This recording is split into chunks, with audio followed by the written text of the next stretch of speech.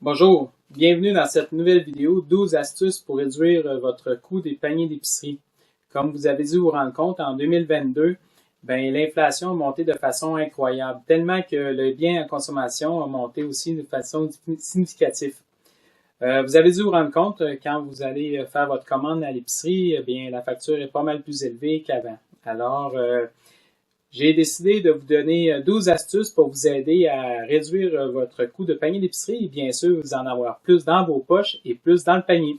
Alors voilà, on va commencer immédiatement avec l'astuce numéro 1 qui est de cuisiner à la maison. Alors, bien sûr, il y a une raison principale pourquoi c'est la raison numéro 1, c'est que si vous décidez de cuisiner à la maison et que c'est une habitude que vous instaurez davantage dans votre quotidien, vous allez voir que la réduction de coûts d'épicerie va augmenter et vous allez en avoir plus dans vos poches et c'est toujours mieux de manger à la maison. Bien sûr, d'un autre côté, il faut réduire les dépenses de sortie au restaurant 1 à 2 fois par semaine. C'est le moins possible. De cette façon-là, ça va vous aider. Et bien sûr, l'autre chose, c'est le café ou le croissant que vous prenez sur la route en allant au travail. Si vous décidez de faire votre café à la maison et de prendre votre croissant à la maison, ça va vous aider aussi à réduire le coût de votre panier d'épicerie. Alors, c'était l'astuce numéro 1. Astuce numéro 2. Éviter ou réduire le gaspillage.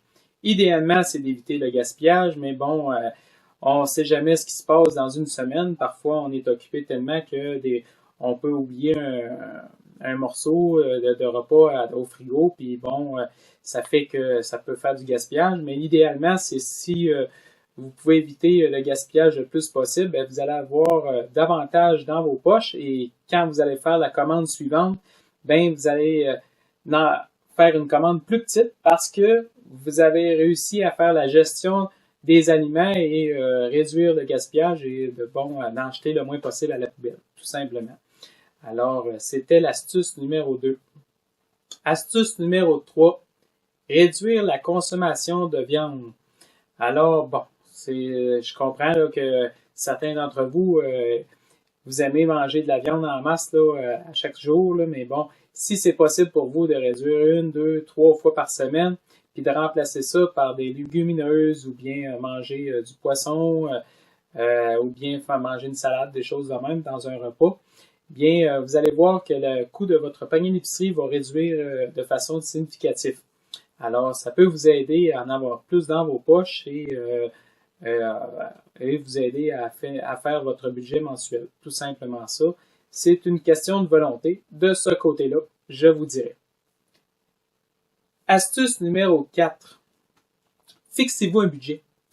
Je comprends que ça peut être difficile de ce côté-là parce que d'une semaine à une autre, les commerçants, les marchands ont tendance à varier les prix et tout dépendant de ce que vous avez besoin dans votre commande d'épicerie parce que d'une semaine à une autre, on n'achète pas tout le temps la même chose, mais bon, il y a des aliments de base qui fait qu'on achète à chaque semaine.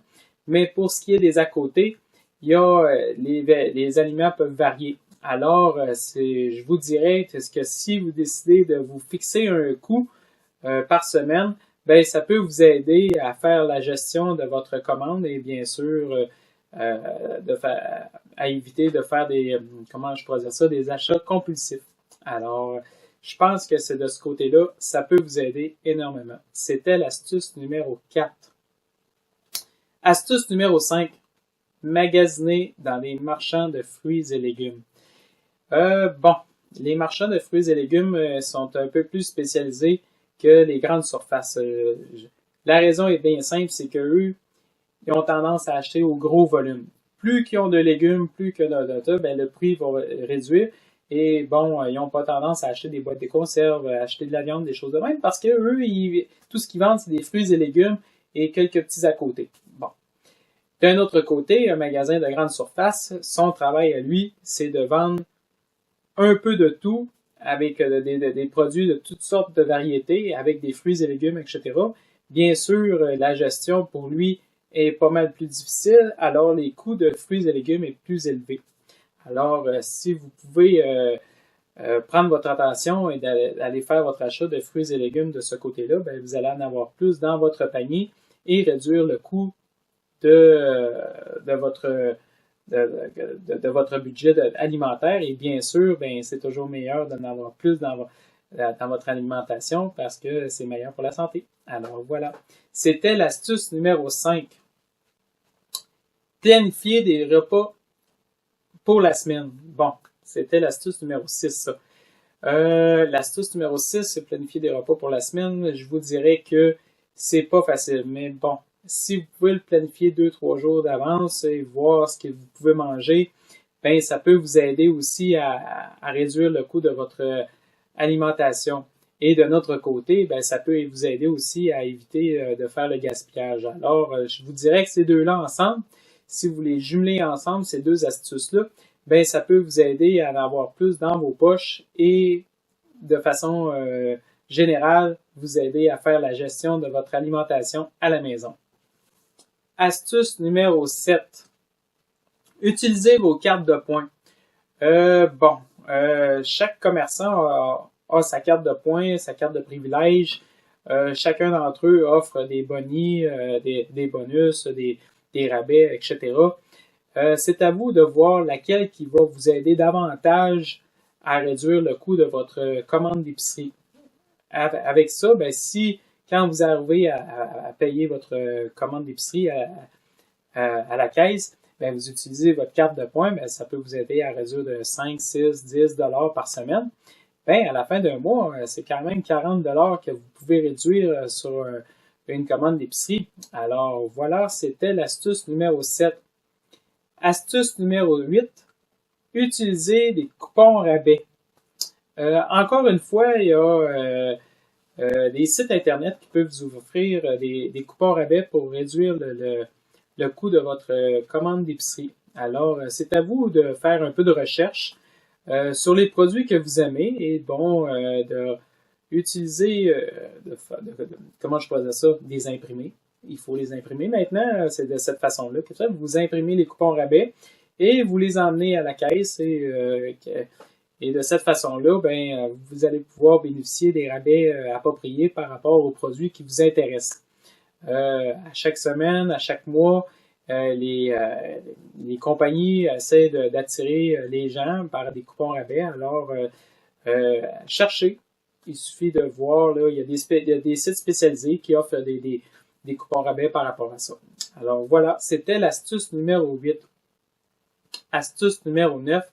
Acheter au gros volume.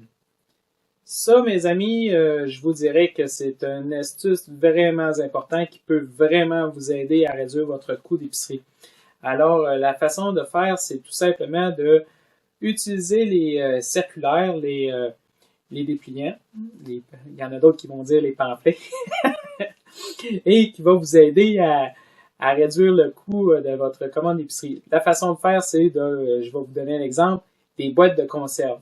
Alors, si vous voyez que les boîtes de conserve, le prix régulier est de 1,29 $, puis que cette semaine sont 89 cents, ben ça fait 40 cents de rabais par boîte de conserve. Alors, au lieu d'en acheter 4-5 pour faire une semaine ou deux, ben décidez d'en acheter 2 caisses de 24. Hein?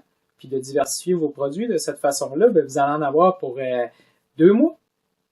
Hein? C'est là que vous allez jouer.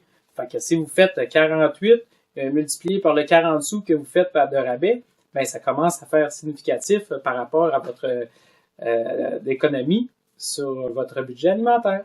Voilà. C'était l'astuce numéro 9. Astuce numéro 10. Éviter l'achat d'aliments transformés. Alors là, je vous reviens à l'astuce numéro 1, qui était de cuisiner à la maison. Et quoi de mieux de manger un bon repas fait à la maison? Fait que je vous dirais que les repas transformés, il y a une raison pourquoi c'est beaucoup plus cher, c'est que ça a été préparé d'avance en usine et de cette façon-là, ben il y a quelqu'un qui a été payé, alors il faut que le prix soit en conséquence. Et encore une fois, ben le marchand, lui, il faut qu'il fasse sa marge de profit. Alors, je vous donne un exemple. Si vous achetez une lasagne congelée à l'épicerie, bien sûr que le coût va être très cher. Et si vous décidez de le faire à la maison, ben vous allez voir que c'est beaucoup meilleur et que c'est beaucoup moins cher. Alors, prenez le temps de cuisiner et d'éviter les repas transformés. C'était l'astuce numéro 10. Astuce numéro 11. Bénéficier de la politique d'égalisation de prix. Bon, il y a certains commerçants qui offrent la politique d'égalisation de prix. Mais bien sûr, encore une fois, c'est à vous de faire votre magasinage de prix de chaque commerçant, là où il y a le meilleur prix, et ensuite de ça, de faire le liste. Faites-le une liste sur un papier, emmenez ça. Quand vous arrivez à la caisse, bien, il faut présenter la preuve que le commerçant concurrent offre un meilleur prix. De cette façon-là, ça va vous aider à vous réduire le coût d'épicerie. Alors, il doit y avoir près de chez vous un commerçant qui offre l'égalisation de prix. Bien sûr, ce commerçant-là ne fait pas ça pour tous ses concurrents. Il va le faire tout simplement pour ses concurrents directs. Fait que bien, s'il y a un commerçant qui offre un prix beaucoup moins cher, mais que c'est pas un commerçant direct parce qu'il n'est pas au même degré de compétition, il l'offre pas. Il fera pas la légalisation de prix. Ça va être à vous probablement de vous déplacer et d'acheter le produit qui vous intéresse à meilleur prix. C'était la politique d'égalisation de prix. Astuce numéro 11. Astuce numéro 12, et le moindre, c'est de magasiner votre épicerie à chaque semaine. Prenez le temps de magasiner vos produits. Chaque semaine, il y a des prix variés et c'est pas nécessaire d'acheter un produit qui est trop cher, peu importe le commerçant, évitez de l'acheter et attendez la semaine suivante. Alors, prenez le temps de magasiner les produits qui vous intéressent et de faire une différence de prix. Alors, par rapport à ça, ben, vous pouvez revenir à l'astuce numéro 11 qui était d'utiliser la politique de prix. Probablement que ça va vous aider de vous promener sur la route et de faire plusieurs endroits en même temps si vous pouvez y aller à un seul endroit. C'était l'astuce numéro 12. Alors voilà, c'est complet pour les 12 astuces pour vous aider à réduire le coût d'épicerie. J'espère que ça va vous aider et bien sûr, si vous avez des commentaires, n'hésitez pas, hein, je peux vous répondre. Si vous en avez d'autres, c'est bien sûr, ça peut aider à la communauté à réduire le coût. Et voilà, je vous laisse là-dessus et surveillez la prochaine vidéo. Au revoir.